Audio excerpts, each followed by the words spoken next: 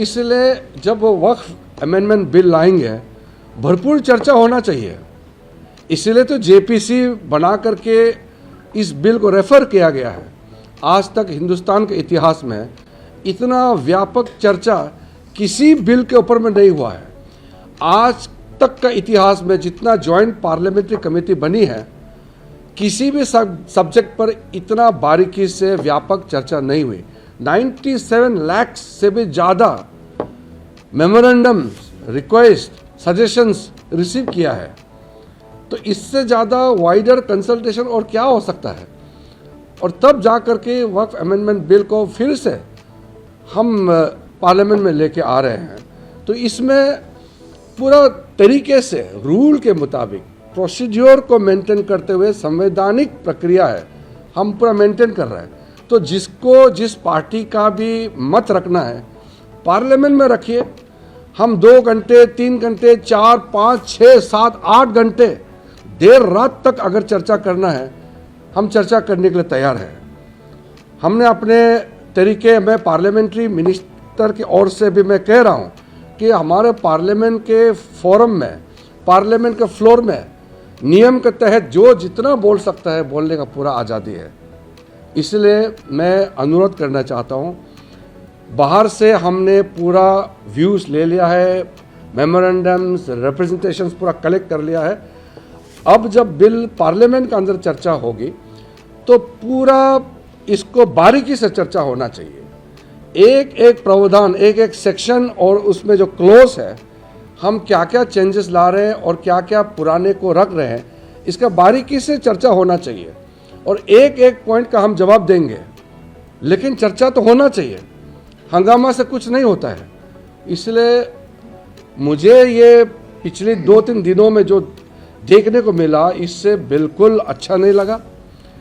पूरा झूठ बात फैला करके कई कई जगह में लाउड स्पीकर लगा के पूरा ब्रॉडकास्ट कर रहे हैं कि मुसलमानों का ज़मीन छीनने जा रहा है, मस्जिद छीनने जा रहा है, कब्रिस्तान छीनने जा रहा है। ऐसे क्यों झूठ बोलते हैं?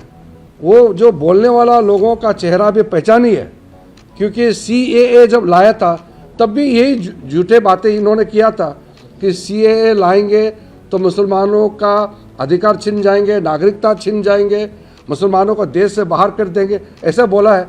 अब CAA कानून लग गया, साल भर हो गया, किसी एक मुसलमान का कोई अधिकार छीन लिया गया है? किसी का नागरिकता छीना है क्या? इतना ब्लैक एंड वाइट झूठ बोलने का कोई मतलब नहीं है। इसलिए मैं फिर से हाथ जोड़ करके सबको कहता हूँ कि आप अगर बिल का विरोध करना है तो तर्क रख करके आप विरोध कीजिए। कौन सा प्रावधान को आप विरोध करते हैं बताइए, और ये भी बताइए कि गैर संवैधानिक कैसे है वो भी बताइए। ऐसे झूठ बात फैलाने से तो होगा नहीं।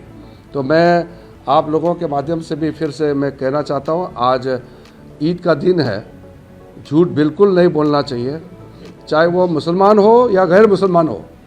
हाँ, सच बात है, ईद का दिन में दिल से बात निकलना चाहिए, झूठ बात बिल्कुल नहीं बोलना चाहिए। और ईद का दिन भी अगर झूठ बोलेगा तो वो तो इसका मतलब वो नकली आदमी है। इसलिए मैं पुनः आग्रह करता हूँ कि हम लोग जब बिल आने वाले हैं तो फिर उसको चर्चा के लिए तैयार करें। बिल्कुल बहस होना चाहिए, पार्लियामेंट्री डेमोक्रेसी है, खुल करके बहुत बारीकी से बहस होना चाहिए। डिबेट एंड डिस्कशन, ये सबसे बड़ा हमारा ताकत है भारत का। इंग्लिश में बोल दीजिए। My special appeal to everybody is, when we are preparing to bring Waqf Amendment Bill in the Parliament, we must participate in the debate and discussion on the floor of the House.